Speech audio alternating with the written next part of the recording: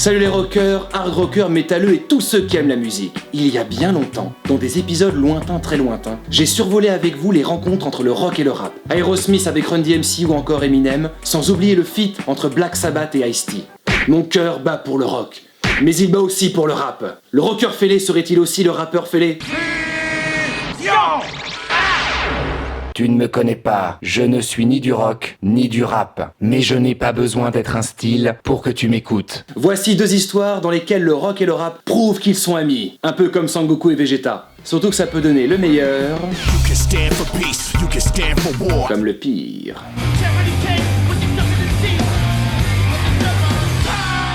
C'est nul! Tout le monde parle du New York des années 70.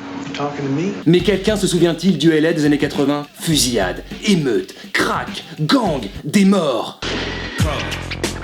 Quoi de mieux pour représenter cet univers que le groupe de rock le plus dangereux du monde et des rappeurs vêtus de noir et d'or venus de Compton, dans le coin bleu. Guns N' Roses, incarnation parfaite et splendide du rock et du glam. Dans le coin rouge, NWA, acronyme pour... J'ai pas le droit de dire le mot, With Attitude, groupe de gangsta rap composé de Dr. Dre, Ice Cube, Eazy-E, MC Ren, DJ Yella et Arabian Prince. Bon, les Guns vous connaissez, sinon je vous invite à regarder mes anciennes vidéos. Les rappeurs de Compton ont été actifs entre 1986 et 1991 et entre 1998 et 2002. Attendez, vous pensez vraiment que ces deux groupes n'ont rien en commun ?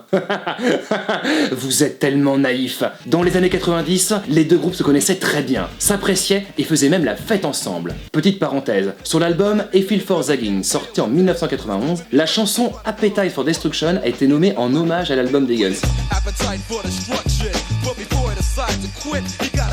Fin de la parenthèse. Ils se respectaient tellement qu'ils voulaient faire des concerts ensemble. Sincèrement, j'aurais tout donné pour voir ça. S'ils avaient partagé la même scène, ces deux groupes auraient permis de montrer à la face du monde que le rock et le rap pouvaient être liés. L'album Appetite for Destruction, sorti en 1987, et Straight Outta Compton en 1988, peignent les deux côtés d'une même pièce, montrant la misère dans laquelle LA régnait à la fin des années 80.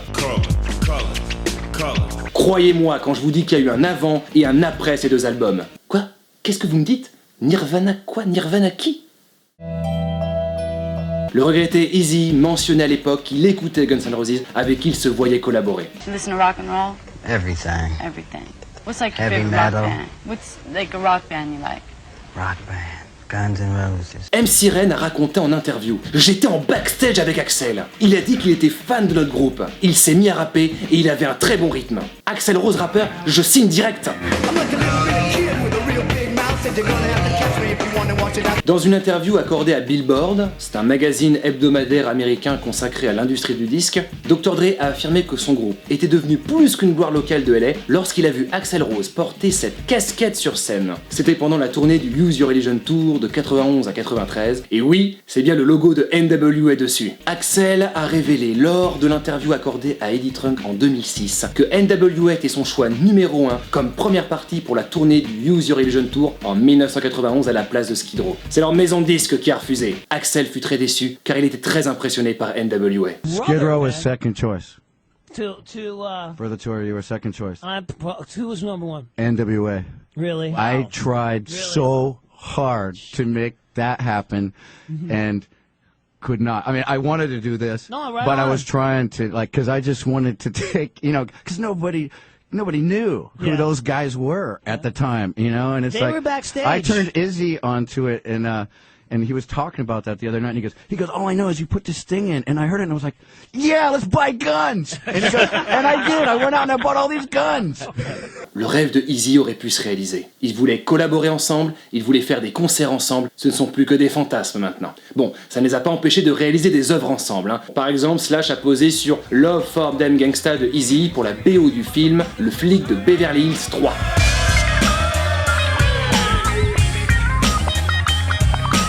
De plus, l'histoire raconte que Guns N' Roses et Eazy auraient enregistré une chanson ensemble, Yellow Brick Road to Compton, qui n'est jamais sortie. Some music with Guns N' Roses. Je veux écouter cette chanson et je ne suis pas le seul. Surtout que d'après mes recherches, Axl l'aurait, mais refuse de la mettre sur le net. Alors on va tous créer le hashtag We want Yellow Brick Road to Compton. Tous avec moi. Surtout quand on sait que cette chanson a été écrite par Slash, Duff et Eazy-E pour défendre Axel par rapport à sa chanson One in a Million qui était très controversée à l'époque. Mais pourquoi les Guns et NWA ne sont jamais montés ensemble sur scène? À cause de la thune, bien évidemment. Oui, mon pignon. DJ Yella du groupe NWA a confié au magazine Rolling Stone. 2 concerts étaient prévus avec les Guns. Ils voulaient nous donner $25 000 pour 10 minutes, mais notre manager en voulait le double et la réponse a été négative. Leur manager de l'époque, Jerry Heller, a quant à lui précisé qu'il n'a aucun souvenir d'une véritable offre de la part des Guns, mais que si l'idée lui avait été suggérée, il aurait demandé bien plus que $50 000. Ah, ces producteurs véreux, ils sont toujours là cachés dans l'ombre. Ils sont là. Ils sont dans les campagnes. On peut les remercier pour tous ces projets avortés qui auraient enchanté le public. Bravo! «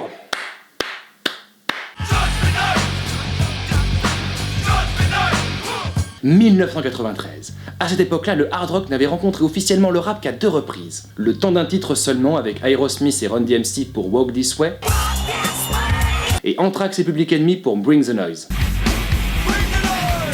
Quelques groupes comme Rage Against the Machine, Body Count, H-Blocks ou Urban Dance Squad tentent la fusion rock-rap avec plus ou moins de réussite. Happy Walters, génial patron du label Immortal Records, auquel on doit les découvertes de Korn et Incubus, choisit ce moment-là pour sortir la BO exceptionnelle d'un film banal. Judgment Night, réalisé par Stephen Hopkins en 1993, raconte l'histoire de 4 jeunes gens poursuivis par des malfrats dans un quartier malfamé de Chicago, dans lequel ils se sont imprudemment aventurés. Le film sort dans l'indifférence quasi générale, tout le monde s'en est battu les steaks. À l'inverse de la BO, encensée par la critique. Et pour cause, elle ne réunit que du beau monde. Je vais vous faire écouter mes titres préférés, mais je compte sur vous pour écouter l'album en entier. Je l'ai personnellement découvert grâce à Hanover Body Murder, fruit de la coopération entre Faith No More et Booyah Tribe. C'est un groupe de gangsters rappeurs. Samoan est tatoué, des beaux bébés, n'est-ce pas? Cette chanson fera l'objet d'un clip, tout le génie de Faith No More y est représenté. L'intro au piano, l'ambiance sombre de la musique, la voix parfaitement maîtrisée de Peyton, sublime.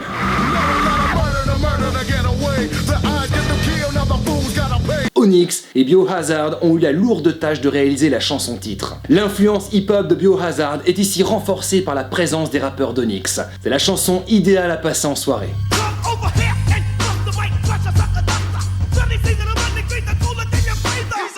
Dans le registre OVNI, il y a la rencontre entre Helmet et House of Pain sur Just Another Victim. Le résultat, un titre à la limite du rap et du hardcore, à la ligne de basse très agressive. Le rap agressif d'Ice-T se marie parfaitement avec les solos supersoniques et les tempos brutaux de Slayer sur Disorder. Pearl Jam et Cypress Hill nous offrent le titre Real Thing, du hip-hop bien hardcore avec guitare électrique qui ont sans doute influencé Beryl et sa bande.